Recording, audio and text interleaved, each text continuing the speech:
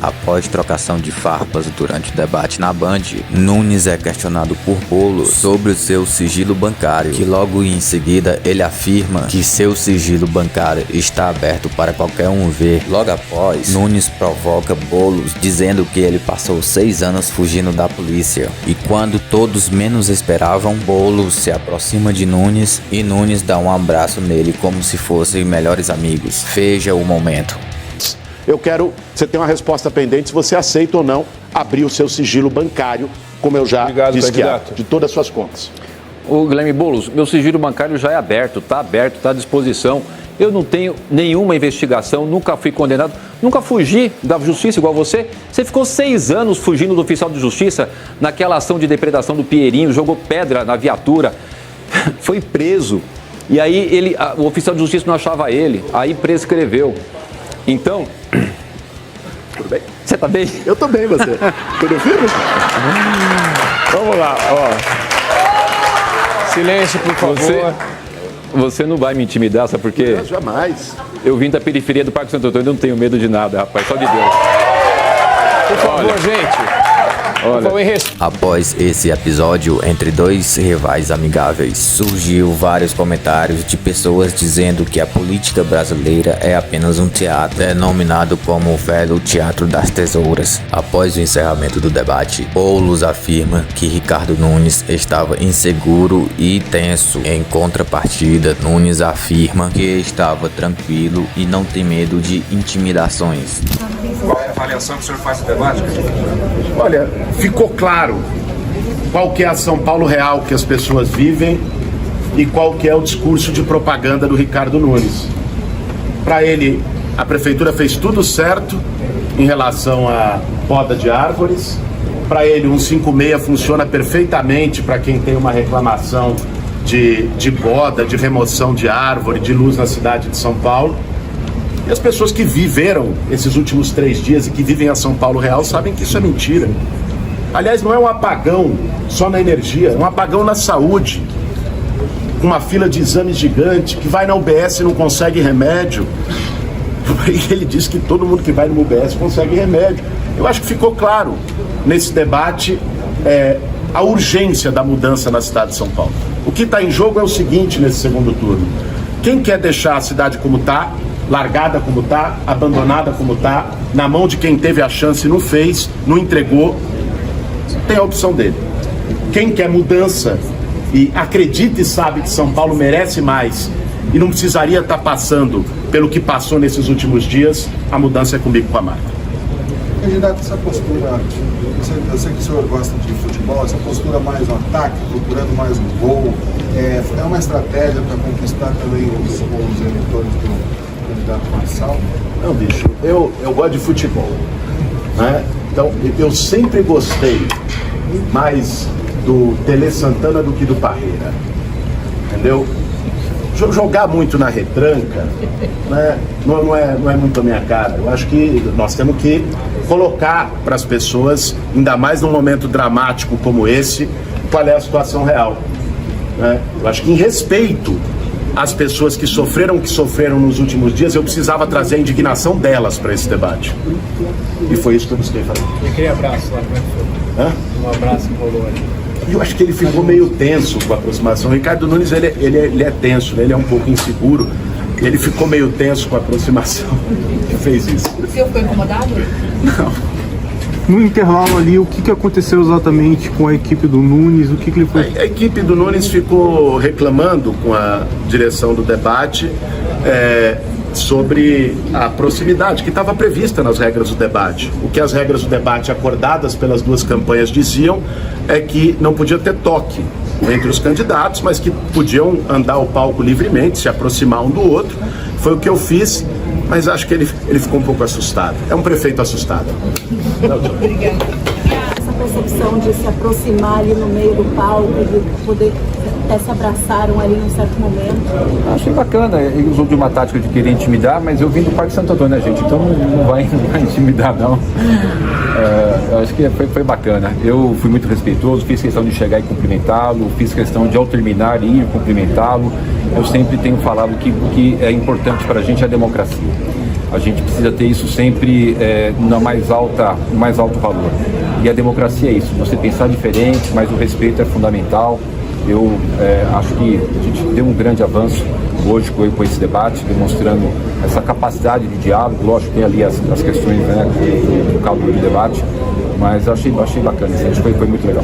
Prefeito, o senhor vai no debate na quinta-feira? Do Boulos em relação ao futebol e fazer uma pergunta para o senhor também. O senhor está jogando com o regulamento de baixo braço, com a pesquisa de baixo braço?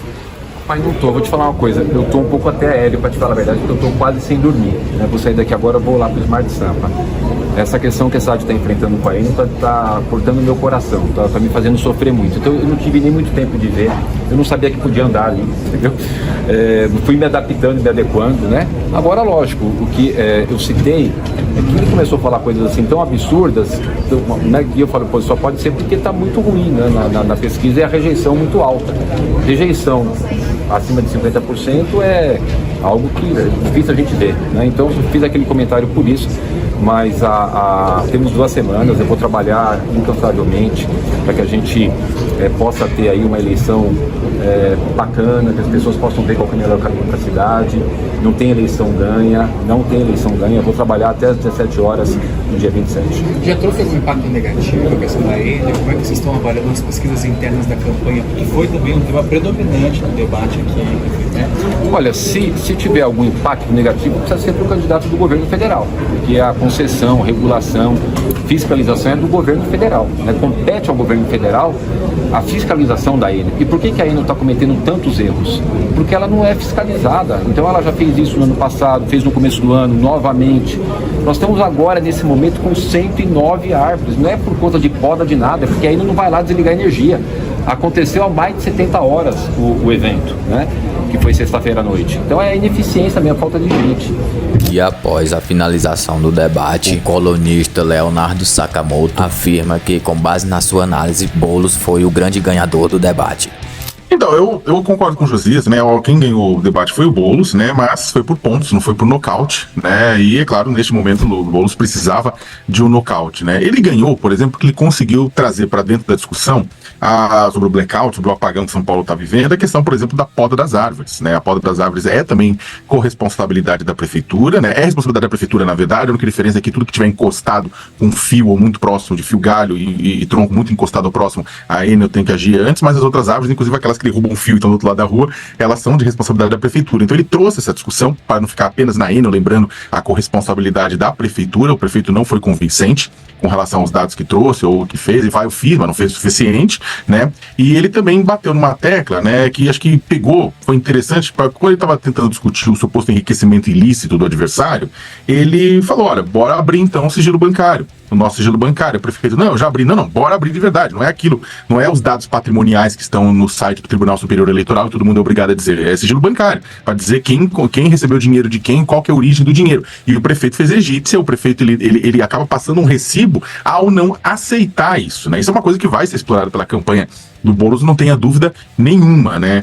O ponto é o seguinte, isso foi uma coisa interessante, os dois começam o debate e os dois, eles são, o prefeito não é, ele tem treinado, tem se esforçado, mas ele não é um comunicador. O Boulos é um comunicador melhor do que o prefeito. Agora, os dois não são comunicadores tão competentes naquilo que fazem. Eu não estou falando competência técnica, eu estou falando da parte da comunicação do que o Pablo Marçal. Então é engraçado, porque soa não natural algumas coisas que com o Marçal soava natural. Porque, sabe, o Marçal é quase um pastor, assim, num púlpito, né? Agora os outros dois não. Então nesse primeiro debate, rolou umas coisas meio, uma coisa meio, os dois sem graça, tentando tatear. Então, por exemplo, eu tava fazendo uma medição, toda hora o Guilherme começava, Ricardo, não é assim, o prefeito Guilherme.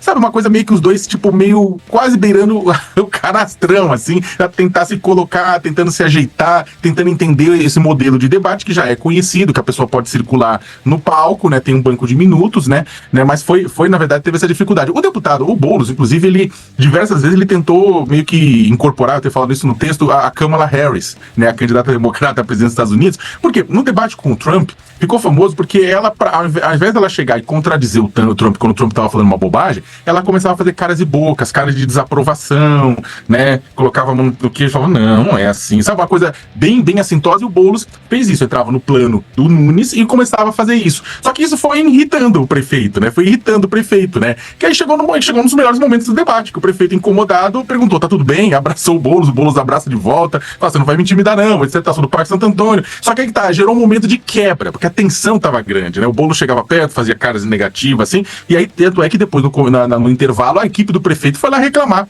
com o mediador, com o Eduardo Eneg, né? Falou, olha, o que ele tá fazendo? O Eneg falou assim, não, o Boulos não tava criando não tava intimidando o prefeito, mas tava gerando esse constrangimento, né? Então foi um momento de quebra também do debate. Agora, só pra terminar, na minha avaliação, no geral, o encontro foi duro, teve acusações, teve denúncias, mas teve tempo de discutir propostas, teve tempo de perceber visões de mundo de ambos os candidatos, o que era praticamente impossível no primeiro turno, quando você tinha a figura do Pablo Marçal criando um ambiente extremamente tóxico naquilo. Então a gente pode esperar nos próximos debates, acho que é a mesma coisa, com os candidatos um pouco mais afinados, com os candidatos um pouco mais azeitados, né? O Boulos mais solto, o prefeito talvez um pouco mais confiante, mas vai ser isso. Eu acho que vai ser no campo da democracia, né? Porque a gente não tem a pessoa que era o pombo enxadrista, que queria derrubar as peças e sair contando vitória.